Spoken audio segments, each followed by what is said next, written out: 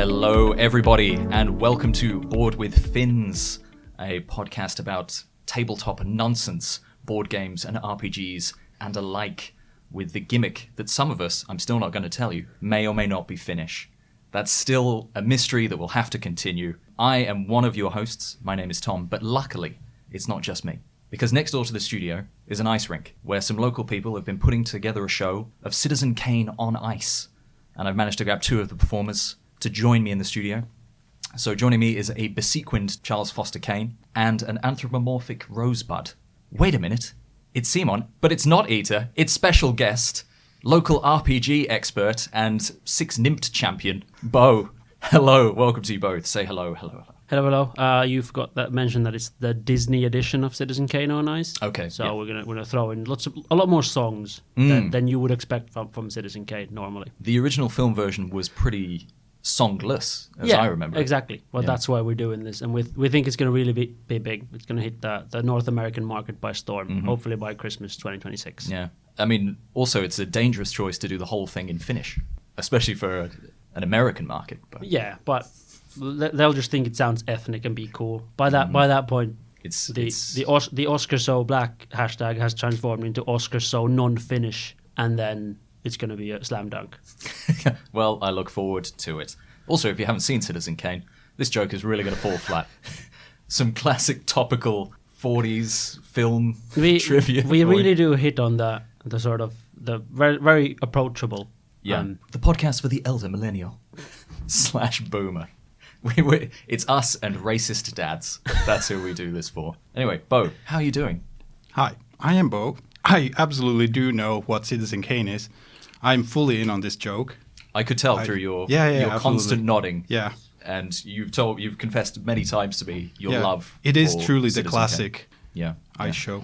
And I think you're really bringing something to it. Oh, absolutely. It is. It is. I am so passionate about it. It is quite raunchy as well. Yeah, it is. Yeah. It's really a real spin on it. Orson Welles spinning in his grave, hearing this. Well, you're probably wondering why I've brought you here today. Yes, I'm very curious because you're interrupting critical Citizen Kane practice as we speak. Yes. Why are we here? Well, we're here to talk about Lovecraft and the RPG based on his works, the Call of Cthulhu. So everyone loves H.P. Lovecraft, everyone's favourite author, mama's boy, and massive racist, but kind of invented, I guess, the genre of cosmic horror, body horror. He's dead, right? He's dead, so it's okay. Yeah, he's mega dead, dead. so it's okay to like his stuff. Yeah, it's fine. He can't get rich anymore. Yeah, thank God. Thank God. I don't think he did at the time when he wrote these stories for weird magazines. But aren't they isn't that in like the public domain? And that's why it's really... that's why every the game Cthulhu is... stuff is in the public domain. Yeah, so like, I mean, Walt Disney's dead, and Disney's making a hell of a lot of money on Disney things. So we could have had Disney and then Cthulhu next to each other as these massive companies. That would be so weird. In an alternate future, maybe. Yeah. It is Disney's possible. taking notes right now. Yeah. I'm sure in our listener base there must be at least one or two Disney execs tuning in. It's great to have you here. Great to have you joining us. So it's not just the Russian bots. No, apparently not. No, I haven't seen the metrics, but not a lot of North American stuff yet. We'll see. But anyway, so I've run Call of Cthulhu a few times for you guys now, and I guess just to give you the broad strokes of it. So I guess compared to Dungeons and Dragons, you ever heard of that one as well? Yeah, It sounds familiar. Yeah, it's on the up and up. So this is a kind of another game in my wheelhouse of, as we've all established, only running horror games. That is my one speed. Like I have a single gear in my gearbox, and it says Scream. That's all it does. I think that's what we established in the last episode. That the main reason you love Deadlands and the Savage Worlds thing is just that you can make it horribly gory, true, and creepy as hell. Yeah. So the difference for Call of Cthulhu, it's generally set in like the 20s and 30s, and the player characters are usually just referred to as investigators. So you're not superheroes. You are usually in the wrong place at the wrong time and investigating mysteries that are sometimes creepy and then sometimes, I guess, a bit more horrifying, as I would try and run it. So, do you guys have any off-the-cuff kind of feelings about Call of Cthulhu? Well, for me, it's almost like, I don't know, you mentioned Deadlands and then D&D, and like it's almost like in my head, the way I like rank these, it's almost like the level of like normal personness you have in them. So D&D is like at the top of the least normalness of the things. Like you're just Superman, you're just a superhero doing stuff. And then there's Deadlands stuff, which you're like kind of a person, but you got some little tricky things. And then in this one, you're just like a dude. Well, yes, but you could be a world famous psychotherapist. Yes, but you'll have absolutely no powers, and you're just like you're really relying on like, okay, what would a human do, and not like what would a warlock gnome do. So does that intrigue you, or does that turn you off? To me, it maybe more intrigues me. I think I make more interesting decisions when I sort of base it on, well, not real life, but like things I know versus more grounded stuff. Yeah, which is what I like. I don't particularly love the horrorness of it. I think I could do ones which are like the same thing, but it's just. Oh, I love the horror part of it. Yeah, I would absolutely rank it. Or the realness of it kind of makes it more high stakes. Because I know you are a D&D. I don't want to say fanboy, but you like. It's fair. It's fair to say. In it. Yeah. So I mean, basically to name like, so we've played a few games with Naz, who classically is not a fan of the sort of high D&D, fantasy. Fantasy kind of play, but would love something a bit more grounded, a bit more investigative. Admittedly, I put more of a horror spin on it, or at least a depression spin. But yeah, I mean, how do you then feel about like the more kind of investigation, sort of more noir 20s, 30s stuff then? Or is it just the horror that kind of entices you? I think it's the horror and the overall theme of the Lovecraftian horrors behind it. I'm not that great with the whole investigation part, or to take like once it gets going, I can get into it. But to try and kind of figure out how to like, okay, what am I supposed to do next? I can't fireball anything here. All I've got is this worthless gun. Exactly. You can try. You just get some Axe body spray and a lighter and go. Famously in the 20s. Not in the 20s, you idiot. You could get some talcum powder and blow it into someone's face and then set them on fire later on. But yeah, I mean, like, I guess that's the kind of broad strokes of it. I think I like it because of the reasons that we've already established. For me, I'm a sick fuck and I like kind of horror settings. Is all the Cthulhu stuff very horror based, or are there like campaigns or things that are more or less just like this girl's lost her balloon, and then it's just us looking for a balloon, and the balloon is not like a crazy thing that eats people? No, I mean, well, that story just took a massive twist. Well, that's mid-sentence. That is literally all of your things. It's okay, like, oh, someone's missing, or where do you go? Well, they were taken by a car, and the car eats babies. Yeah, well, that's the car eating baby story that I ran. You know, there's nothing wrong with that. I don't think they're all like that. I think the difference predominantly is you don't necessarily need to swing into horror, which is kind of what I kind of like, because I like kind of unsettling people. Obviously, deep-seated psychological issues, I hold my hands up. I understand it. But I think the point is that it's pretty good for maybe more kind of localized investigation, low horror, more like thriller stories, I guess. Like, you don't have to go into the horror bent. It's not set up for necessarily fighting a big bad thing and winning. Like, a lot of Cthulhu stuff is set up that you can't win. You can maybe fight the inevitable. You know, you can... The world... So it's like real life. It is. It's set up like you can try and eventually you'll just die. Yeah, I mean, if your life's shit, you can really bring that energy into a Cthulhu game straight off the bat. If you're really lucky, you might get thrown into the alternative reality where all the monsters came from. Yeah, I'm not sorry for that, Bo. You took a risk. I did. It was a... In many ways, you should have avoided the skinless monkey that was thrown at you, but he didn't. Was this from the same game I was playing? Yeah, it took a bit of a different turn. Okay, great. Because I don't remember no skinless monkeys. That's very ironic, actually, if you knew the story. Because neither did Bo. But spoilers for something later on. So I kind of like it. I'm kind of attracted to it. And I sort of came into it very late after more Deadlands. I don't think initially I was sort of pulled into more the D&D side of things, obviously, as we kind of have discussed previously. But what do you guys think of playing the game? Like, mechanically, is there something you think it does better or worse than other systems, or things that in your mind weakens it, or things that could be altered in a very sort of general. Well, it flips the mechanics completely, where you want to roll. Surprisingly, you use dice in this one as well. Shocking. What? No one told me. But you need to roll like low instead of high, which already turns it up like, I wish I would roll really high. And then my rolls always end up in 99 because I just manage to flip it roll because high. I'm terrible at rolling. Yeah, unless you have tiny dice. Yeah, and then unless I have tiny dice. Yeah, but I don't remember that. I don't know how different is it in terms of. It's still sort of to me, it doesn't really matter what the base like core is. Like, what do you roll to do a thing? It's like.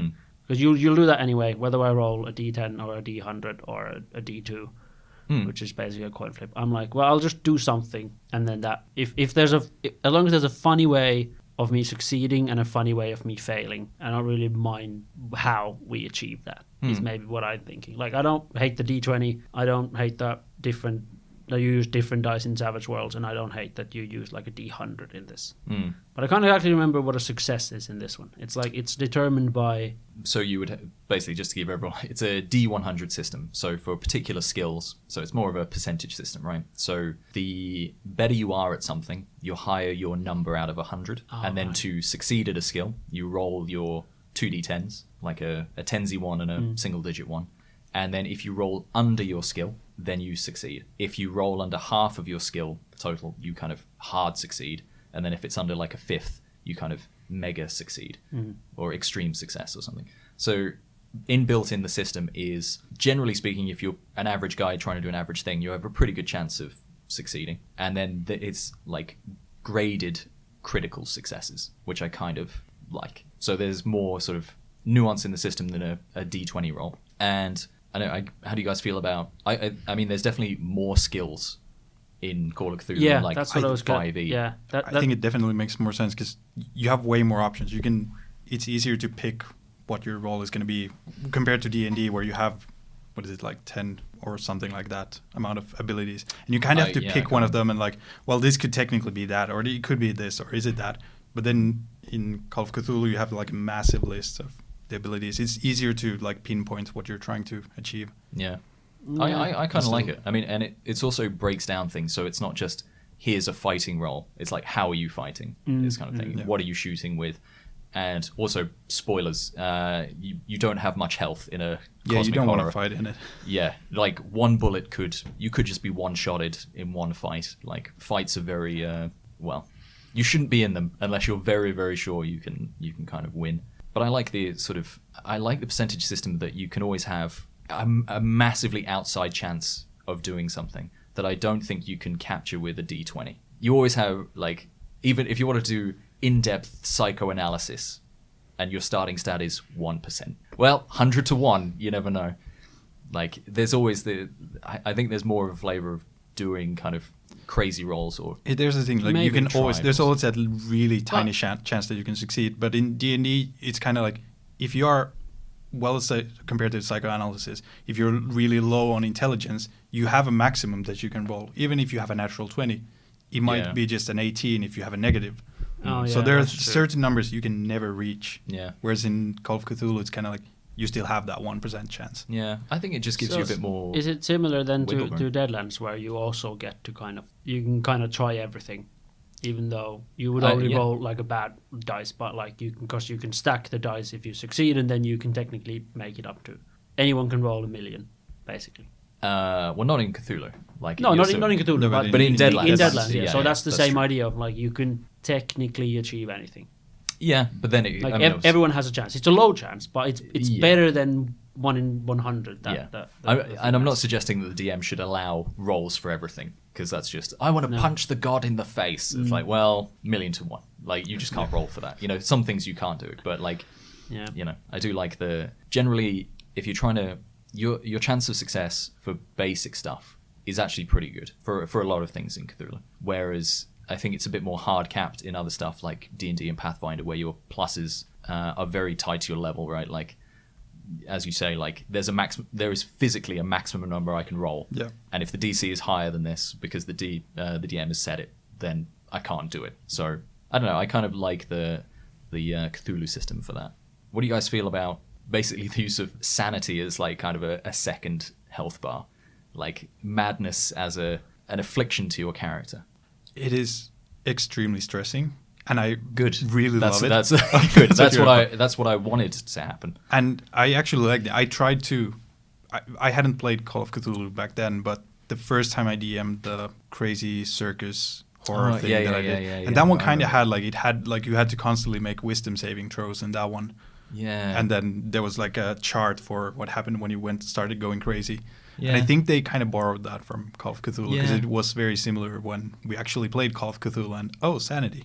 Yeah. That's the thing. I can't remember how that worked in the D&D. Like how obviously you were running it. Like how crowbarred in was it? You got like points of insanity if you failed a wisdom saving throw. Yeah. And then there were like, once you had 3 points, you got a certain tier effect from it. Okay. Like you might hallucinate a little bit, accidentally hit your friend. Then if you had 5 points, you would do something even crazier. And then at 10, you just lost your mind. Okay. Slowly escalating. Yeah. But I think that's a system that works better in like sanity or like going crazy. Works better for in a Cthulhu sense where it's like absolutely. normal people that can actually go insane. Because it like when you're not playing like a fantastical superhero. And then it's maybe less sort of. It's harder to be like, oh, so you're a superhero who deals with death and gods every day of the week, and now suddenly this one is like, you're horrified and you're petrified, you can't move because you've seen another god, and it's like I literally saw the devil last week, and I'm still here. And like this one is like, I'm someone off the streets and I've never seen anything, and here is now something crazy, and then that kind of makes sense. That I think the reason it works is because it's not really a mental health stat. It's not actual sanity. It's your ability to comprehend the world as it actually is. Like something that is revealed to you that just completely breaks what you kind of expected. And I think that's the entertaining thing. It's not actually like, oh, you've gone crazy. It's like, no, you've seen what the world is actually, like beyond the thin film of like humans around you. So I kind of like that as a stat. And especially if you lose sanity, then your basically sanity score becomes the target number for your next roll. So the more you lose, the harder more it is. likely you are to lose. Yeah. So it's this ever spiraling kind of just system. like real life. Just like real life, when you have a crippling series of breakdowns. Again, you can take that from the real world and you can put it straight into a Cthulhu game. It's perfect. It's the perfect system. It really cheers you up. Oh yeah. But then I still want to go back to a thing we were talking about. So we talked about the amount of different like specialist skills you can have, and you guys said that you like it that Call of Cthulhu has a lot, like rows and rows of them, whereas like D&D has less. And I remember that maybe Deadlands also doesn't have that many different skills. No, it's really like it's really rules light. I kind of prefer that to having like an mega like niche skills of like lock picking of medium-sized locks, and like horse riding, but only large horses. Yeah, and like classic large horse. When it becomes these like incredibly niche skills, then it's like if you play like a ready-made character, if you get to like design one like sort of easily, and then it becomes just like I don't know, paralyzing with choice of like, well, I don't know what I want to be good at. Radio tech from 1950s, like it could come up. Yeah, it's like and then it's almost like if you choose that, then the DM has to be like, all right, Bo has chosen to know Soviet Union military tech. And lock picking of medium-sized locks. In real life, I am in real life. Yes. Those are the two things that his character can do, and it's like I always only pick the things that I'm really good at in real life. Yeah, exactly. And then import them directly into the character. Absolutely. Convert them into numbers. Every single character Bo has ever played has been called Bo.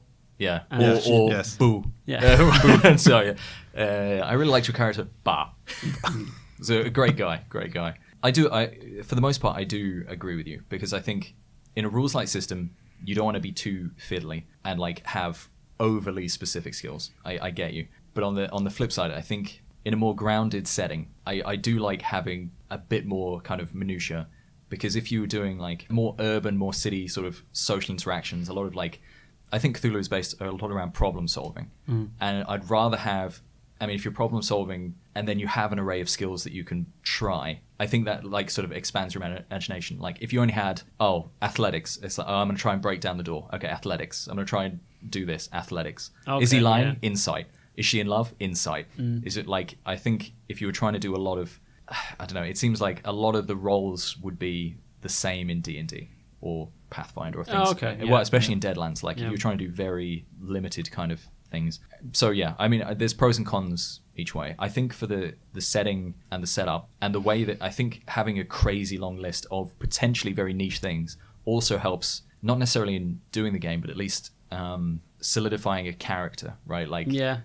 If you know, like, well, look, my guy is super good at photography. Yeah. Like, and that doesn't mean I'm taking a photo and I'm good. It's like, okay, is there anything about this photo in this newspaper? Is there anything? Like, you can sort of, you might try and do unusual things because your character is well versed in an array of things. Yeah, you know that's true. That's true. But then again, you might also end up in a situation where someone is like, I don't know, they're super good at like persuasion, and they're like very persuasive person. And they go like, I don't know, in a fight with someone who, like, in a normal situation obviously cannot be persuaded to do anything at this moment, and it's like, this is not, and then they go like, but I have good persuasion, so I now persuade this person to stop fighting us or whatever. And it's like, we know you're good at that because you picked that as your like main super skill, but it's like, this is not a situation where you can use your persuasionness. I think that comes down to the DM allowing the role or okay, not. yeah. I think it's like, if your DM's like not a complete dick, it's like, can I try this? It's like, no. Like, nothing you can say in the next 6 seconds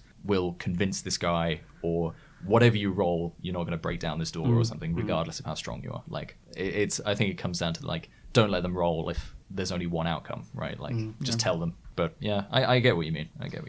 But that's the thing, like, that I like about the Cthulhu one. That's that, not necessarily that there are so many, but that they differentiate things. Like in D&D, let's say you're really good at medicine, but in your background it might be that, oh, you know a lot about anatomy. That doesn't mean that, oh, I can now do surgery. Yeah. Like, I could read a ton about anatomy and I could not like fix someone like that. And Call of Cthulhu might potentially differentiate that you have a skill for anatomy and a skill for surgery, for example. It literally has 2 different skills for, like, healing. So first aid is a separate skill to medicine. Oh, I remember So that, first aid is literally like, can I stop this guy bleeding right now? And medicine is obviously more like refined doctor's training. So the applicability of those 2 separate skills, although you could easily package them together, could be very different. And again, it's like, oh, I'm first aid training because I was a battlefield medic. Yeah. And then if I'm trained in medicine, well, I was a posh city doctor. Like, already there's kind of divergence and sort of picking your character. You know, it's like, can you help him? It's like, I don't know. I could put a bandage on, you know, like, I can make the role. I get you mean that, like, people sort of, it's easier to get into playing a character if you have, like, some stats that you're like, oh, well, this is what I would be good at. Why would I be good at this? Okay, this is the kind of person I would be. And that is how, like, character building, what's it called? Character creation. Yeah. Jesus Christ. It could be my second language. Maybe, yeah. We'll never know. Maybe he's the Finn. Maybe he's the Finn. Maybe on today's episode there isn't a Finn because we've switched out one of the. Maybe the person we switched out was a Finn, and this time there's no more Finns on this podcast. You'll never know. Unbelievable stuff. Unbelievable. So a lot of the skill points are tied to kind of career, like background. So you have particular skills that you would have in your career, and then you have extra points for how your character would be, like, just outside. It's like, well, I do jockeying in my spare time, but only for large horses. That's right. That's very Those me. are the large horses. I think my character in the thing we might talk about later was like, she had horse riding, I think, because she was like a Russian acrobat in the circus or something. Yeah. Horse riding, not very useful in the depression of the 1920s, Detroit or somewhere we were. And then as another kind of counterpart, I know there are, like, I guess, very specific skills, or potentially could be seen as very specific skills. I'd rather have that list than maybe like a huge list of spells, but that's just me. I think there are some people that just enjoy a good old-fashioned binder of, you know, magic items and stuff. And there, to be fair, you can get, like, tomes and spells in Call of Cthulhu, just not what we played. We played a very kind of grounded, depressing kind of version of it. But magic does exist. But I like it as well because you have to pay a heavy toll for the magic. It's you are using powers that you don't frail, understand. Frail humans were not kind of meant to wield.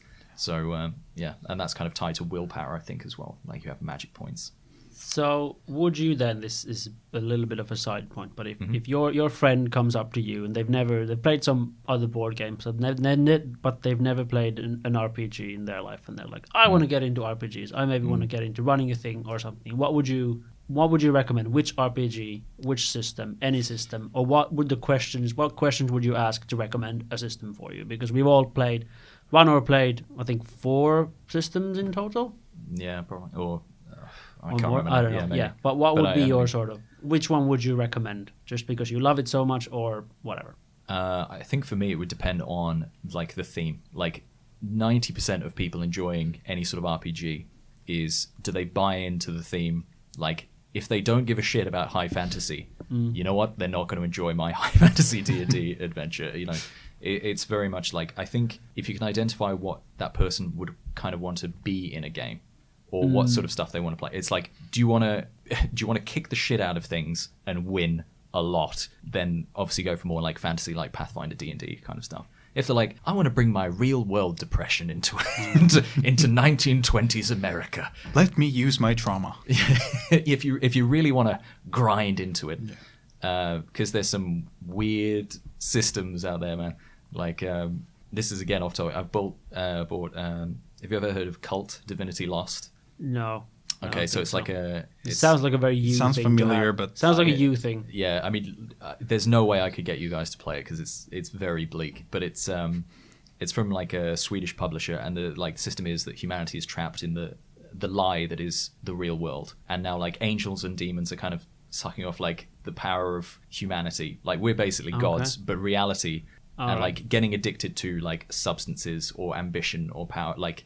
sort of very Matrix. You get, we're all asleep in this world, and we get addicted to the lie. But it's very much like angels and demons and things behind the scenes, kind of manipulating us to like enslave us, and then like the player characters are like becoming aware of this. So it's like the Matrix. You take a red pill and then you sort of try to get out of this. No, it's super bleak. It's really bad. Like imagine like going to a warehouse that everyone on the street ignores to see a blinded angel like tied up in bloody chains. Like that's kind of the weird thing. And there's a lot of like abuse and addiction. Like it's really gritty and grim. And why do you like these things? Because that's where my mind goes when I think of imaginary times in a game with my friends. I don't know. It's dear listeners, if you're still wondering who the Finnish person is, like I'm not saying any names, but like certain things are pointing in certain directions. Are there clues? Yeah. I don't think I could physically kind of like run it, because I don't think I have no idea what the combined mind space of everyone around the table would have to be to play it. But do you ever see this is going to do you ever see the Constantine movie with Keanu Reeves like a million years ago? I saw a trailer about it, and then maybe. I'm not sure. Yeah, but it's kind of that. Like he has this sight, like he can see angels and demons influencing humanity. But he's the only person that can see it, and he kind of fights possessions and like tries to. So it's actually just an RPG about people having schizophrenia. I mean, it could be. I mean, that's one reading of it. He's just crazy. Yeah. But yeah, it's kind of like him kind of using like this arcane law to like tip the balance between angels and demons on Earth and all this kind of stuff. So it's like the real world isn't real, and there's these elemental forces around you. Again, I don't think we could ever play it because it's really messed up. Especially some of I've tried to read some of the kind of set up written adventures, and it's like, ooh, a lot of child abuse in that one. I'm like, maybe we don't play that on a happy Thursday in the bar. Yeah, I think there's happier things to do. Yeah, basically. We can get some bleakness into the world. Yeah, but not so that's why I play the cheery, happy version of Call of Cthulhu in 1930s. Speaking of Depression mild bleakness and stuff, have you guys seen the I went to see in the movies, the moving pictures in the cinema.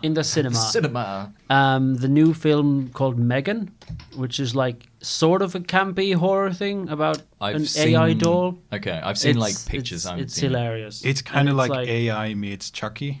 Yeah. It's like someone made like the most advanced AI ever, and then decided to put it in a doll to give to like a 9-year-old, and then it spirals from there. Let me guess. At some point, the doll gets a knife. Does that happen? Blink twice if it. I don't want to spoil anything for our dear listener, but it's very campy. It's very fun. Do you know the weird thing is I don't actually like horror movies. Yeah, no, but I was gonna say this is like it's not a full horror movie. It's like a campy, little bit of horror-y movie. So I think it's something that would fit perfectly into your sort of. You don't like horror, but you like scary stuff, but in a weird way. And I would say, like, you can, for Call of Cthulhu, you can do, like, I know we did kind of more local, sort of grounded, but you can do very globe-trotting, pulpy, kind of more Indiana Jones, like, you know, all the Cthulhu games that are out there, like Eldritch Horror and Arkham Monsters. Like, it's like, well, I pick up my Tommy gun and I hop this train to Bermuda, and like, so there are like stories that do follow those kind of arcs, and then it gets a bit more pulpy, globe-trotting kind of adventure, more than like a kind of creepy horror thing. But I mean, you'll still get into danger in those adventures, right? It's not as if, I'll punch the Nazi in the face and win the day. It's like, well, no, you can still take one bullet and then you're dead. But there's different kind of spins on it. So you can go from like the adventure side, the investigation side, and then obviously more kind of horror side if you really wanted to. It kind of depends on what you want to, I mean, do you want to win? I guess is a question that you ask, like, at the start of this adventure. Do you want to feel like at the end of this, you have won? Or do you just want to see where it goes? If that involves someone running off into a field, someone leaving their car, like their child in a car to get back into a gunfight, or being thrown into a parallel overlapping window of dimensions, you know, it's like, if you want to like, no, I want to shoot the bad guy and stop the blue laser from shooting into the sky like the Avengers, then maybe Cthulhu isn't for you. Like, happy endings isn't really baked into it. Like, you can solve the mystery, and the mystery is really fucked up. You know what I mean? It's like, you still die. You just find out why. Yeah, you sit in the library and go, oh, that baby was dead the whole time. And they go, the mystery is solved. I have solved the mystery. Oh, Jesus Christ. So yeah, it's different vibes. So I mean, this is a very long-winded. How do you recommend a system? Yeah, to someone? I was going to say this is a long tangent. Look, I'm bringing it back. Like, I'm bringing it back. Yeah. But I mean, to me, is like expectations and buy-in. I think that's kind of it. Like, if you want to be a noble hero, there are games to play noble heroes. If you want to play a schmuck, play a schmuck. Yeah, I mean, I don't know. Like, have you played other systems other than what we've played basically together? D&D, Deadlands, so Savage Worlds and Call of Cthulhu. And out of those, I would say, like, if we're just purely looking at the system of it, I would say Savage Worlds is probably the easiest one to. It is the most, like, it is rules. very, like, the pre-made characters that you've made for us in the past have been, like, it's one A4. Yeah. And it's very spread out on this A4. So you have, like, a few points that, like, you're good at this and you can do this and that. Yeah. And anyone can learn it, basically. Yeah. It is super. Some people have struggled with learning it. Remember, we're naming no names. We're not names, naming no but names. I'm staring at someone in my mind. Yes. Intently. It's like, and roll the D6. Yes. Yes. Always. Which one's the 6? They all have a 6 on them. You don't add them. You don't add. No, you don't add them. But he can do it on the app, guys. There's an app for it. Yes, on D&D Beyond. I believe you've got a pretty high stake in D&D Beyond now, yeah? Or did you cancel your subscription? I did in fact cancel. Solidarity. The thing is that, I mean, it's a yearly subscription, so I can still use it until August. It's more of a spiritual. But I stopped paying. You're just not going to pay them again after August. Yeah, exactly. Nice try, capitalism. Yeah. No, but if I stop using it, then they win because they already got their money. At least I can still get my worth out of it. You might as well play that new character, Bear. Exactly. That's also into all my hobbies. Oh yeah. So I guess going back to more kind of mechanics and then how it's actually played, I'm going to spoil it and say I really like kind of luck as a skill and pushing rolls as kind of a mechanic. How do you go? Is that cheating for you guys? Are you like purists where you roll the dice once and if you fail, you fail? I don't know, because I may be more pushing your luck. You mean that like you roll for something like, oh, I'm gonna try to open this door or something, and you roll it, you're like, oh, you failed. But if you want to really try to open this door, it's like you might succeed, but it's harder to succeed now. But if you fail, you really fail. It's not any harder, but it's a way of getting the player to raise the stakes for you. Just raise like, the stakes of the thing. What are you gambling on to succeed this roll? And I kind of like that. Like, it's not up to the DM, it's up to the player. Like, okay, so you tell me, okay, so I'm gonna, I didn't barge open this door, so now I'm really gonna run at it, and if I fail again, I'm gonna get hurt. It's basically, I could dislocate my shoulder. Like, that's the gamble. It's yeah, like, okay. Yeah. No, I don't dislike that. I don't know if I have like a huge strong feelings about it. I kind of more like that. If you like do a thing, that there's always like if a player tries to do something, then as a DM you try to have them if they fail this and like comment or like really fail it, there's like it's not just like, well, it doesn't work, that's your turn, you can do nothing. It's like you fail and then like something happens because they like failed the thing. Is more like maybe what I like more than being like repeatedly trying, and then they might try it again, but whatever happened. Maybe that's more in the DM to think of ways of that, like something didn't now work out.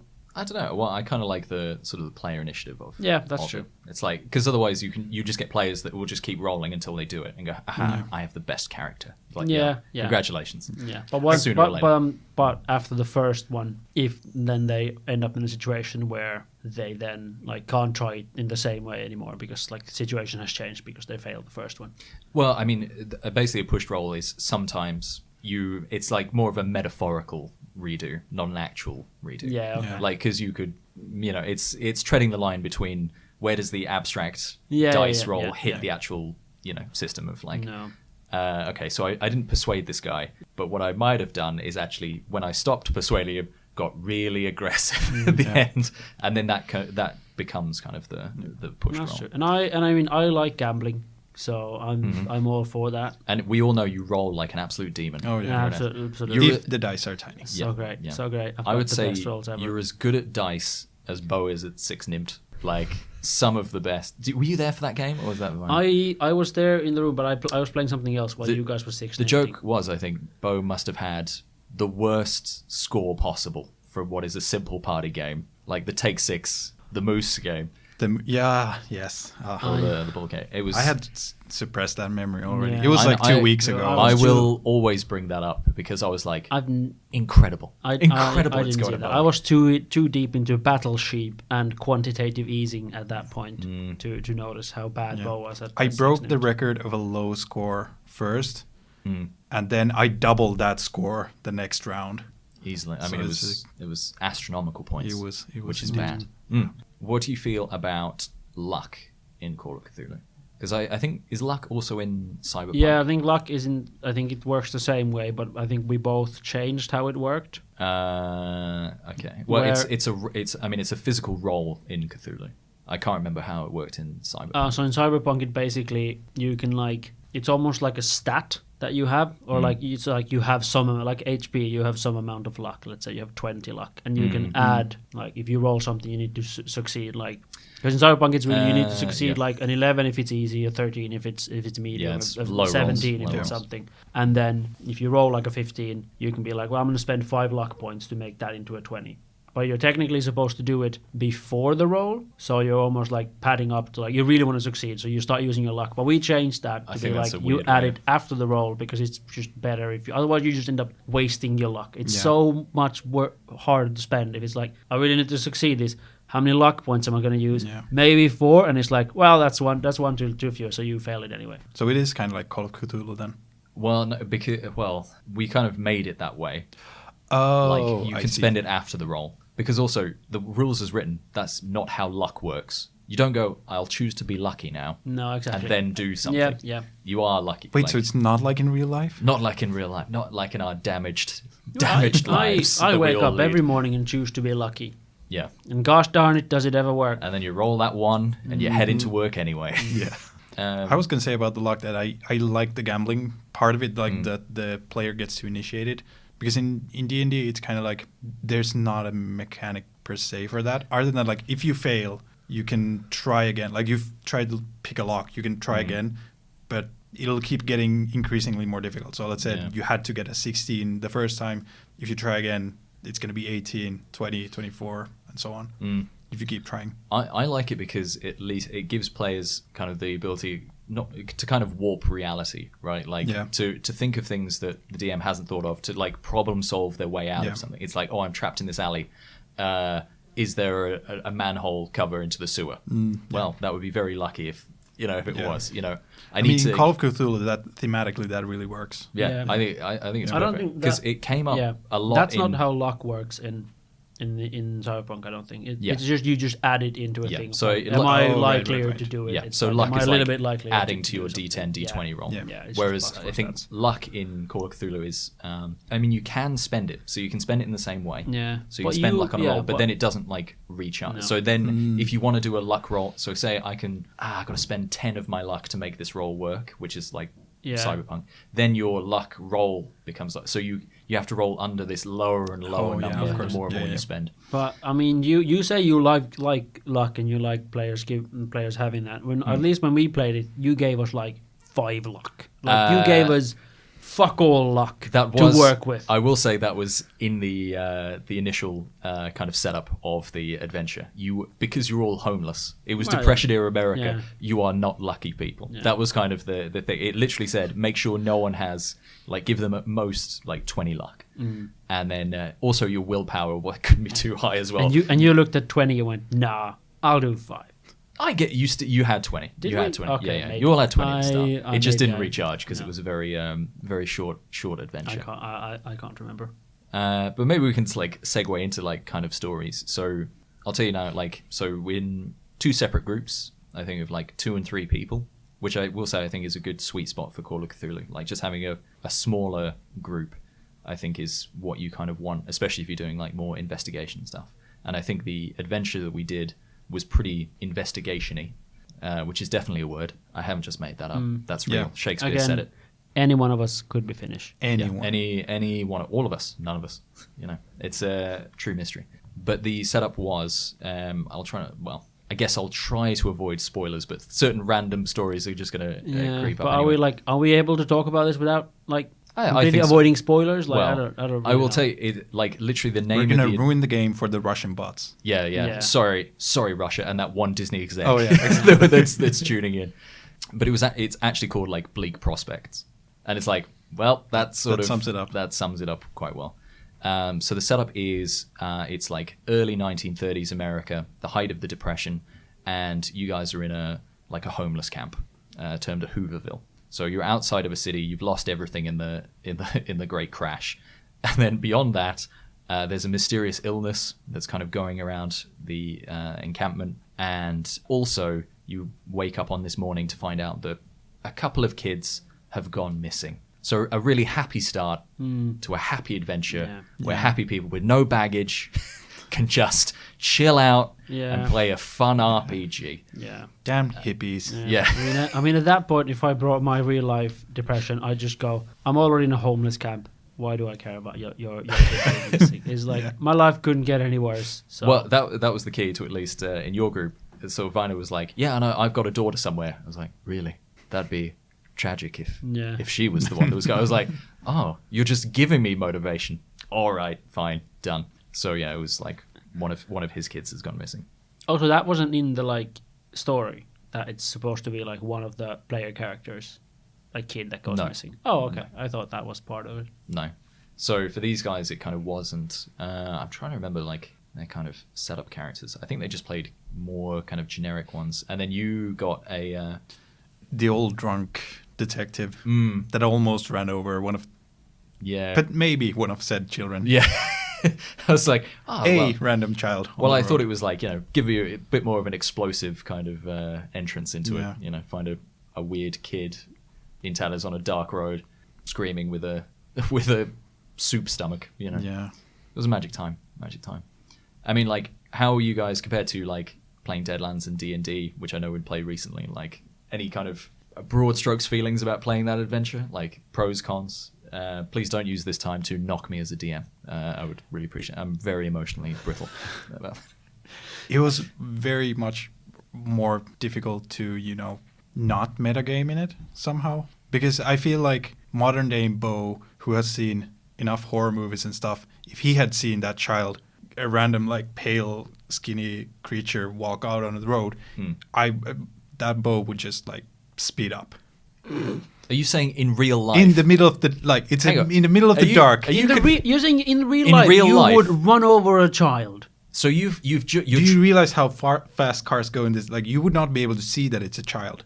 You just said that if a child skinny walks creature, out, you'd be like something that looks like a skinny pale creature, like Gollum. It would basically have looked like Gollum in real life. So you're leaving the cinema after watching Megan, and then you especially see after watching Megan. You in real life would leave a child to die. I'm leaving this in the edit, Bo. I'm leaving this in the edit because I want public outrage. It's not the worst thing we've said on this podcast, but it comes pretty close. To be fair, the detective was driving. It was a dark road. There was no light anywhere. Yeah, it was like in the middle of nowhere. We're not talking like in the middle of Helsinki. Yeah. But you didn't. We're not outraged about the detective doing this choice. We're outraged about you going. The detective made the right choice. I too would run over this child because there's no way I could have stopped in time. So why try? Don't take. Yeah. Get off your high horse. You were there. You were there when we calculated how long it would take for a train to run over all the children in the world. When we played for a separate thing, but that was also because we were playing a horrible game, and that was the whole point of that game. Horrible, but I'm not saying but I wouldn't actually try to run over all the children in the world. No, but to be like, you're not saying that. Yeah. I mean, if you paid me enough. So other than, but like knowing that it's a creepy game, it's a creepy thing. Yeah. Like you kind of feel that that's not a innocent child really. So within the game. I don't think I was. But that's saying this is very meta because I explicitly because you missed like the first session or two. Yeah, and then I didn't explain anything about the game before because I wanted to give you a real cold open into it of like you're just a 1920s guy trying to get by. Yeah. So I'm not going to take the blame for the weird shit that you read into the game. It's like, wait a minute, let me read that instruction book you've got. Call of Cthulhu. Yeah. But it's not as if I mean, your character you're tired from a day investigating someone, and you're driving home. Yeah. So I don't think I was like, oh, here's a poor defenseless child. Because spoilers, I kind of needed you to not kill the child. And did you run it over? No, because that's what I was explaining. Like, but you wanted to. I know it's Call of Cthulhu. It's a creepy game. So, whereas comparing to D&D, like if you see a monster, you know it's a monster. In Call of Cthulhu, anything that's a human could be a monster. Yeah. As a player, I Tom that does things because it was so cold. I didn't explain anything about the homeless camp. I gave him nothing. I was just like, you are a guy on the road. So I'm not taking any blame for setting the atmosphere for a creepy. Like the creepy atmosphere was you're in a car at night. Yeah. But you've duped us before. Yeah, I know you're a liar. Yeah, which is maybe the metagaming part of it. Then that you're like, I think it may have snuck in, but you did. I think you did get into it. Like, okay, Beyond that, I think I got really like. I think it's probably the game that I've gotten the most into. I can't remember. We played other stuff too. Maybe I'm wrong, but I got really into it. I think we had just the people we were playing it with was really good, and we were all there for all the sessions. One of us even died because he just did the dumbest thing you can think of. Then he kept doing dumb things. I respect it because he role-played himself into a grave, and I was thinking... He just kept going, which was very, very funny. But I think that I feel like that adventure, maybe, I mean, other RPGs can have this too, but it was the most maybe open world one we've had where there's like really lots of choices that you could do. Like it really isn't obvious where you should start and go. And I think our groups did different things as well. And then very different. And then we also like some of the situations we approached completely differently, like even from like what the DM was expecting us to do, and then like what me and another guy were sort of planning this break-in or heist into this. Like we assumed it was a massive mansion, but it turned out it was just like a house. It was a nice house. Yeah, but I think in your head you were like, oh, a country estate. Yeah, we were like. I was like, so then we tried to lure this man out by setting fire to his yard, and then wait, is this the same manor at the? No, this is different. I switched that between you guys doing different things. It was so bad. And then we ended up, which was funny because the roles come into play. We ended up accidentally killing him because wait. So you give me shit for thinking about driving over the golem creature that's crawling out of the woods in the middle of the night in a dark road. No light. Yeah, but they didn't metagame it, Bo. They just shot a man, and they knew what they were doing. No. Accidentally kill him. Again, I'll give you some context to this. One, he was clearly part of this cult that was trying to do bad things. So he wasn't all innocent, was he? Now, also, he had a gun. He had a gun pointed at us. Damn, you would be in trouble if you went to the US. And then we attempted, or I didn't have a gun, but the other player had a gun, and I asked him like shoot them in like shoot the gun or shoot them in the leg or something, and he rolled so badly that he just like shot him in the heart, rupturing the aorta or something. It was like that. I've never seen. He rolled like a 99 out of 100 or something, like a really bad roll. The requested roll was like, can I shoot him a bit? Yeah. I was like, well, that's not really how bullets work, but all right. Can I shoot him like in the leg so he doesn't die but he drops his gun, was the idea. And Tom was like, sure. You hit him in the head. He didn't you just gutted him. Like, it would have been a really fatal shot. And then he was just kind of unconscious a bit. Yeah. And then I think the police were coming. Then we couldn't question him anymore. And neither of us had really first aid stuff. So it's like, when you see a man bleeding out, you're in his house, police are coming, you're not going to be like, some padding. Let's just pad that up. Let's just put you right. Then we left. Then we didn't get any clues from that, and I think we left you in a bad situation of figuring out how the hell am I going to get these guys to the right place now. I think I kind of fucked it because may have not forced you guys, but I really wanted you guys to have not a showdown, but like I needed to show that this bad guy, and he was like a bad guy, but he was kind of fearing for his life. Yeah. Like he was like, he's not like plotting going, oh, I'm still evil here. It's like something that you haven't seen has gone horribly wrong, and now he thinks that he's going to get killed by his friend. And then he's like holed up in his house, and then someone sets his trees on fire and then barges in and then shoots him in the gut and then leaves. I was like, this exposition moment has really broken down. Shoot first, ask questions later. That was our motto. But that's a difficult thing as a DM. Like, if you have a character and you're kind of trying to show that, okay, he's evil, but there's something, he's not really evil. And you're trying to get them to, like, think about this. Like, can you try to ask to roll for, like, an insider or something? I mean, this guy was in his pajamas. He was drinking. He was, like, in his dressing gown with a gun. He hasn't slept in, like, 2 days. But what I was trying to put across is that... in hindsight, we shouldn't have shot him. That's what I'm saying. That applies. Guns are bad, kids. Yeah. Maybe I put a bad job, but the point was that, like, the bad guy's plans are not going well. That was the point. It wasn't like, with this well-crafted evil scheme that I found. It's like, no, these bad guys are really, they're fucked as well. Yeah. But I know you came in pretty late, but like the early kind of investigation. Yeah, because what was your kind of intro? It was at the hospital. But it was in the road, and then I took the kid and I took him to the hospital. And that's when the gangster came in. Yeah. Just throw out some odd moments from each game that didn't overlap. A priest blagging to do a wedding to break into a hotel using a sheet to look like a bishop worked. He got in. In your game, someone breaking into a journalist's widow's house and then attacking a policeman with a frying pan. That happened.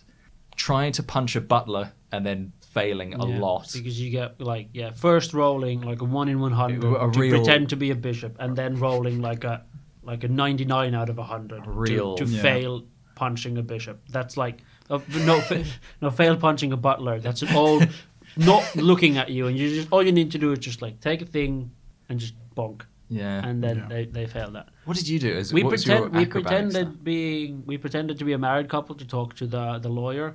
Yeah. And then I stayed and tried to seduce this lawyer whilst the other guy went looking for clues. There were no clues there. We planned to be an affluent couple. Yeah, that was her. What happened to? We did set fire to the yard and killed the man, which wasn't a little great. bit. In your game, like those guys went to meet the head of the local mafia in like a basement below the butcher shop. Yeah. Were you there for that? No. Wait, no. I was for when they went. It was on the top of a building. That was the journalist, maybe, or a lawyer. I think the lawyer. Yeah, you were there for the lawyer tower. Assault. Yeah, because they were trying to look into the keyhole and then upset when they could not see the entire room from the keyhole. Yeah, I was like, that's not how keyholes work. But it is in Hitman. Yeah, it's just a complete 360-degree view of that. Famously. But yeah, I can't believe this is the same, like... different approaches. I think story, early on, like, I'm pointing to Bo for the the players, for you guys, got really obsessed with the dead journalist's wife. And they were like, I'm pretty sure she's evil. And I was like, all right, you're breaking into a widow's house to try and find answers. And they were kind of like avoiding kind of the big stuff that you guys kind of went straight for. because the difference was, I was like, where okay, did we go first? you pretty much we went to the police station. Yeah. I think we did we just went to the police and say, "Can you help?" And they went, "No." Yeah, but then you were told that the police were under the thumb of some guy. So basically, you found him. Yeah, or whatever his name was. Oh god, I can't remember the names. It was oh god, I can't remember the name of the bad guy, but they were so good. Aston Hawks. Yeah. Oh, he was the missing. He was the missing physicist. The scientist. Yeah, the missing physicist. Anyway, there's like loads of cool names. I think it's just worth it reading it just for the amazing names that they gave to him. But yeah, you went there and found out the police were corrupt. Meanwhile, the priest, those guys tried to break into the hotel where he lives in the penthouse, which I think Bo's side you guys kind of avoided in that early investigation, but then followed up like loads of different clues. Like they stumbled onto it because the gangster was tailing them doing strange things. You know what I mean? And then that's what brought them to you. But you all kind of made it to the showdown. Miraculously. The weird unspeakable machine. Yeah. The odd fight. Did you die in the last fight? I think we died. I remember. Was there like a portal to somewhere else? Is that a thing? Yes. I think. # spoilers. Skip to this time code. Yeah. I think that I went through the portal.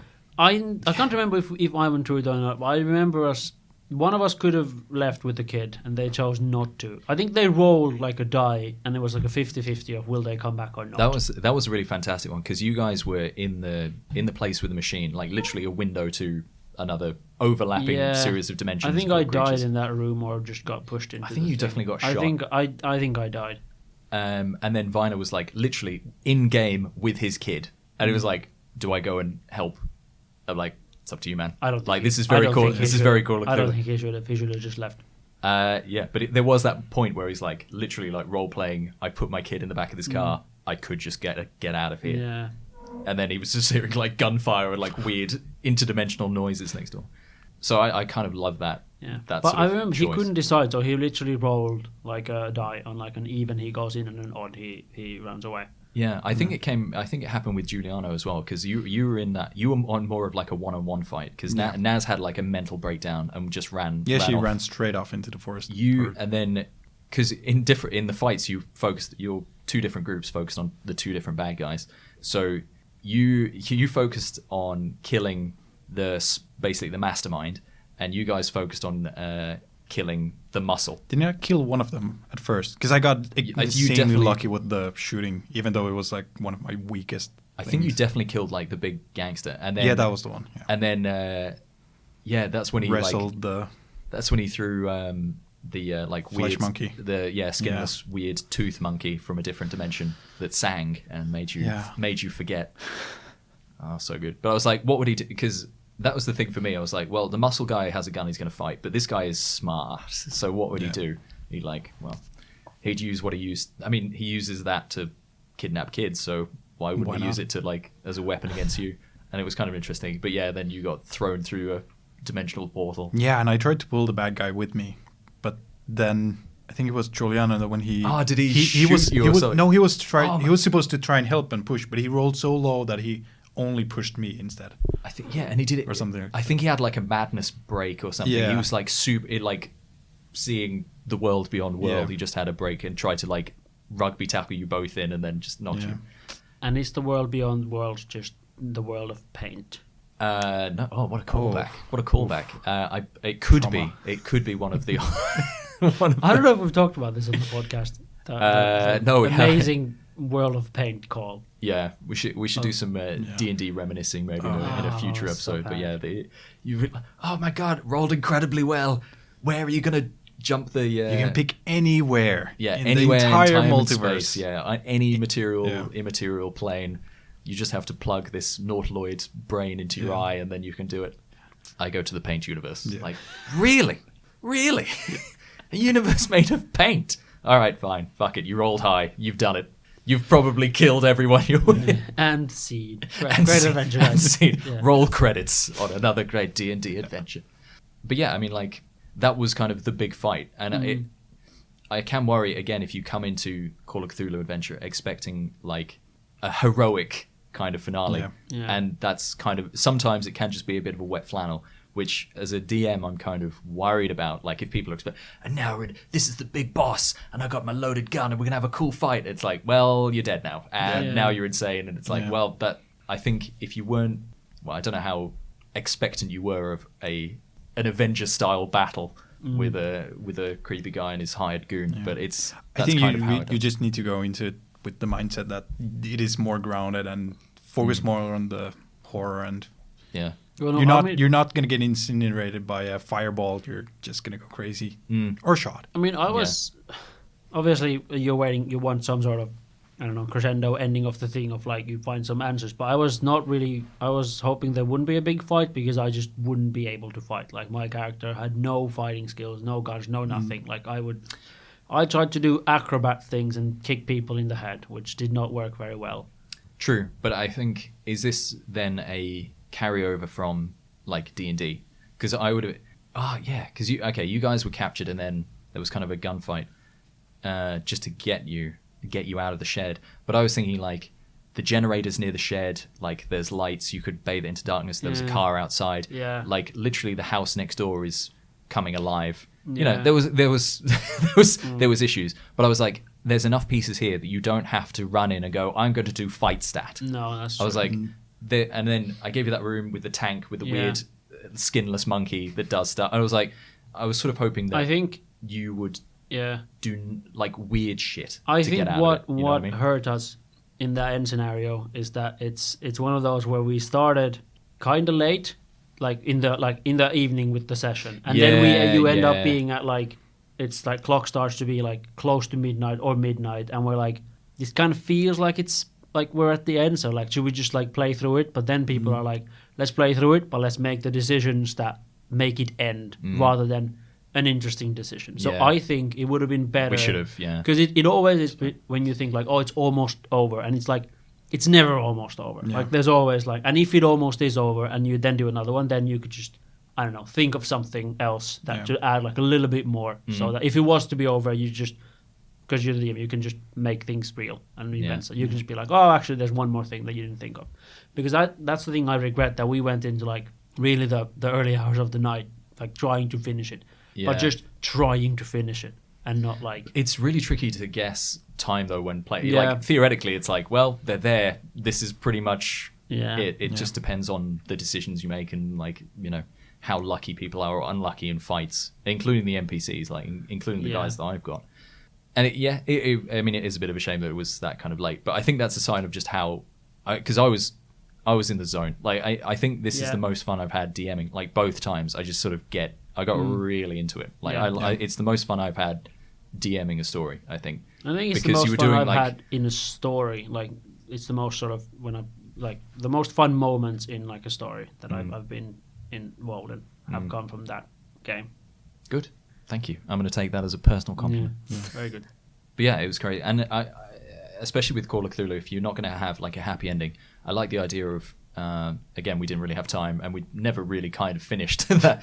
True, that one. It was kind of left. But I kind of like I mean, I like the cliffhanger edge of it. Of like, I know. I think Juliana was in the same kind of position of like, should I go back? You were thrown through, and then Naz was having a breakdown. I'm like, that's a very Cthulhu end to this. It's like what, just fade to black on a man staring at a shed with an interdimensional portal and a car with his kid in it. It's that kind of like. That is a very classic horror movie ending, though, in some sense. Like, they leave it so that there might be a sequel, or if it didn't do well, then they could just end it there. But even if you guys really fluffed it, I like having a bit of, like, kind of an epilogue after it. Yeah. And I think Cthulhu is kind of set up for this of, like, what happens, what is left unfinished. Yeah. Whereas I think a lot of D&D stuff, the one-shots we've done have been really fun. But I think for some people, just for time, it's like, okay, you've beaten the bad guy, end of story. It's like, okay, I just wanted a bit more... what happens kind of after. And I think Cthulhu really sets up for this kind of you may not have won, but this is how the world has changed because you were doing. You want the scene of them saying bye bye to Frodo, and then he gets on the ship. You go in the like, you don't want Lord of the Rings to end by him dropping it in the volcano, and then you go, we've done it, and then he goes so Sauron's eye explodes, and they go end credits. But weirdly enough, I end all my Cthulhu adventures with getting on a boat to the land of elves. Yeah. I don't know how it fits. No, yeah, but it's I just crowbar it in. Yeah. You've got to have a little bit of high fantasy. When you start designing a Cthulhu thing, you start with the ending. Yeah, which is I go, just like, get on a boat to Valinor. Like your favorite author, J.K. Rowling. You Yeah. start with the ending. That's a classic. Classic writers. Oh, yeah. I use both techniques. I write the ending first, and I hate trans people. Yeah. Those are the two things. A classic writing style that I always think. That's a joke. That's a joke. I'll probably edit that out. I think I think that's another place where you could use the classic bleep method. Sure, where yeah, you where the just bleep's go, coming back, I yeah. hate bleep. people. yeah, and then what did he say? What did he say? It Yeah. could be edited. We'll never know. Yeah. Maybe we'll do that in post. We'll do that in post. But yeah, I'm really hoping to do more like Cthulhu stuff in the future. If you guys want to run it, I can definitely lend you some books. Yeah, I mean, at some point do the Delta Green thing, which is more like the King in we Yellow. will eventually get We've to had it. that. We've had Statistical. that on the books, but then I know- it yeah, just I know, doesn't. I know. I don't know who should be the one who like gets it going. And it can't be about the book. Like, it's literally 4 people Who is to get together. Like, who is Well, the who, ones- who, managed are, with who more. are the people? Well, the one I wanted to do with you was the Masks of Nyarlathotep, which is very globetrotting and adventure, but like also kind of messed up. Shocking. But more like it's not bleak horror. Like you are kind of more happy-go-lucky adventurers potentially Okay. that are changed by this thing. You do realize where I dun, got the inspiration for Skin Island from? Who I got all that from? Was it this guy? was it- It is this guy. Yeah. Really? I'm pointing. to Yeah, John. I'm definitely like You it did was it, man. a lot of your influence. That was really messed up. That was really We messed up. may or may not get back to Skin Island at some point. Oh. And we To won't- explain to the listeners, I mean. No, yeah. We'll just keep it as a mystery. What's Yeah, Skin Island? Skin Island. We'll have to come back to it. Maybe we can do some like D&D stories in a later ep. Okay, well, with that, I guess we've discussed all we possibly can about Call of Cthulhu and the one adventure we've done. Or 1.5. One and a half. Yeah. Yeah. But yeah, hopefully more future stuff. I This- think generally this- quite positive for me. This feels like the most rambly episode we've done yet of the podcast. This feels like the one where we just. You're welcome. Yeah, we just, yeah. we just That's- I'm not saying it's Bo, a bad could you thing. just shut the fuck up Yeah. for like a second? Like we're really trying to get some words in here. No, I'm not saying it's a bad thing. I just feel like this was the most just conversations about a thing Yeah, but I podcast, which I enjoyed. I kinda enjoyed like this it. podcast. yeah. I mean, it's better. Well, I don't. Yeah. In my opinion, it's better than just dispassionately listing the mechanics of a game. Because I think if you can put across the feeling of a game, I think that's more enticing than and then you roll below a 75 to succeed on this. Yeah. Like, well, that's great. That's maths stuff. Some people think maths is fun. I don't know. Sick fucks. But anyway. That's the ending note. If you like math, you're a sick fuck. Yeah. It's Yeah. the ending note. Yeah. And something scythe. Yeah. That's the yeah. also idea Oh, of it's this. so bad. All right. Well, we'll have to elaborate those feelings in a later episode. But yes, we have been bored with Finns. Have we been Finnish? I'll never tell you. The OnlyFans site still not up and running, as far as I can tell. Not yet. No, Not yet. no, There's still- been we're on some the cusp. production difficulties, Yeah, but yeah, I'm trying to slim down a bit. Yeah, before I take You those got to in. get that summer bod. Yeah. I I believe- get that reference because I've listened to at least 2 episodes. he's a die-hard fan. Oh yeah. It's you. I think top 2. It's you and a Disney exec. Yeah. Oh, actually, at we did get some fan mail the other day from a fellow scientist from Austria. So shout out to the Austrian fan club, which is I think Jonas and his girlfriend. So we're doing it. I'll take anything. Yeah, yeah. I'm surprised anyone has listened. It is It's incredible. like, yeah. It is incredible. Yeah.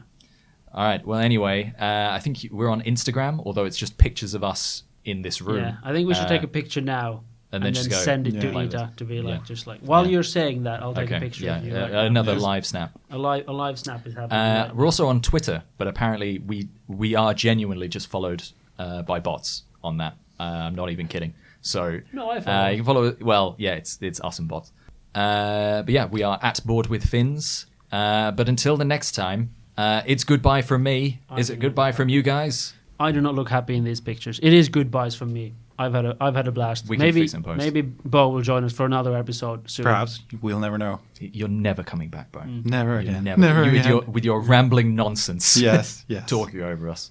As they say in that one movie we referenced to in the beginning, the one we're doing the ice show, stay frosty. A classic Citizen Kane line. Everyone knows that. Like, comment, and subscribe. Smash that like button. Yeah, all those things, etc., etc. Okay, bye.